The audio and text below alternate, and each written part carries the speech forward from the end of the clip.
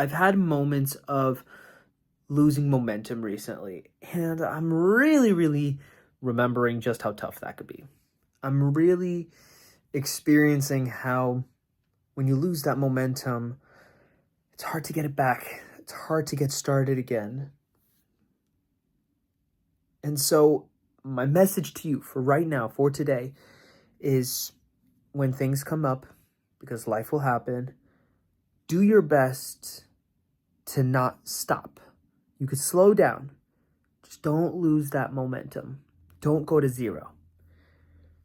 What I've noticed for me is there are times, my momentum runs out. Or I don't want to say runs out.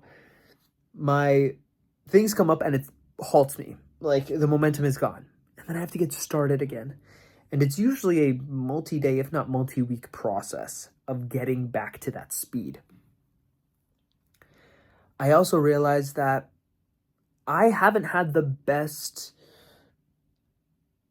understanding of how I build momentum and what gets me going. I used to think it started with sleep, right? I used to think it was sleep, then food, then exercise, then everything else. And I think that doesn't work for me. It hasn't worked for me for a while because my momentum has really been coming from movement, from exercise. And so it's been slow because it takes me so long to get back into exercising again. Yet when I exercise frequently, I have even more energy to give my body good food, to make good food, to cook. I have even more of like mental energy to get myself to bed on time, right? So I'm physically tired, but mentally I'm like, oh yeah, it's a good idea to go to bed. Oh, excuse me. So I sleep more, I eat better, I move more, and that's when it really starts. But lately I've been going backwards. I've been going backwards in that pattern, in that cycle, in that order. And I'm saying it to you now as I'm realizing it, as I thought about it this morning, or it might have been actually been last night. But up until now, I didn't even realize I was doing this. I didn't realize that I was holding myself back in this way. To me, it's fascinating. To me, I love it. Because what that means is, for a day or two, if I sacrifice like 30 minutes of sleep, I can use that 30 minutes to move my body around and jumpstart that engine, jumpstart that motor. Because by me sacrificing 30 minutes, it doesn't always mean I'm sacrificing 30 minutes. It means I have a bedtime that I set, usually based off of, my sleep tracker, and I will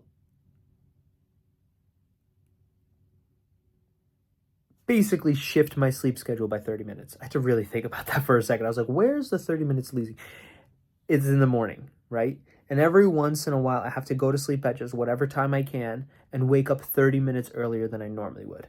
But that following night, the new wake-up time is set, so the bedtime automatically gets adjusted. So I know what time I have to go to bed at the start of the day. That's how I jumpstart my motor, my movement. And that's what I plan to keep doing. I plan to keep giving myself as much time as I need in the morning to get myself that momentum that I've lost. Because there was a time in my life that I was going crazy sicko mode. Like I was balancing 75 hard with being a full-time student and a social life. And I was doing it with a smile on my face. Like I was crushing it. That was probably the best routine that I've had that I was able to stick to. It was the one where I showed up every single day. Rest days are quite killer for me. And not the good kind of killer. Rest days absolutely slam my momentum. And I don't love it. I do not love it. Oh, I'm having some ideas. I like working out every day. I love moving around every day, at least something, whether it's, heavy or whether it's just a form of active recovery. It's still this time block. It's still this routine that I get to follow. And that's what I need.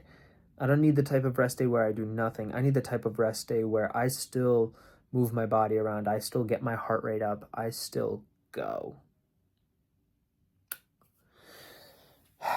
Slowly but surely, we're getting there. Slowly but surely, we're building back up. That's what matters. That's what matters. And I know you could relate. I know you know what it's like to get interrupted and to lose that train of thought, lose that power that you once had. I know you've gotten it back before, and I know you'll get it back again. And that's why I feel so comfortable figuring this out with you. I feel comfortable talking about it because, as you could tell, my words aren't clear. I'm skipping a lot. I'm taking moments to pause because I'm not looking to speak fast, not yet. I'm looking to speak clearly, putting words to my thoughts, words to my ideas, words to my feelings. I'm building momentum. I'm building strength because the next phase of my life needs a lot of momentum, because that momentum gets me over doubt. It gets me over worry. It gets me over pushing my comfort zone, being in situations and environments that I've never been in before. I need a lot of that because right now, whenever I lose momentum, I go back to what's comfortable. Luckily for me, with these videos, I've made this my new comfortable. So showing up always happens. But what happens when I want to do more and I want there to be more within my comfort zone? I want to show up in different ways, show up in ways that right now scare me. I have to have momentum to be uncomfortable now. Because momentum just helps me do it stronger and better and faster. It's not impossible, but it is much more taxing, I've noticed. Emotionally, physically, mentally. Momentum. Get that momentum to take massive action, to do hard things, and get the best results. Simple. Not always easy, but simple. Let's go build some momentum. For that, I'm going to go to bed. Wake up tomorrow early. Do a little bit of exercise. Maybe record a quick video for you. Check it out on Instagram or TikTok, wherever I choose to post it. Look around a little. And next thing you know, that engine, that motor will be started. I love you. I care about you.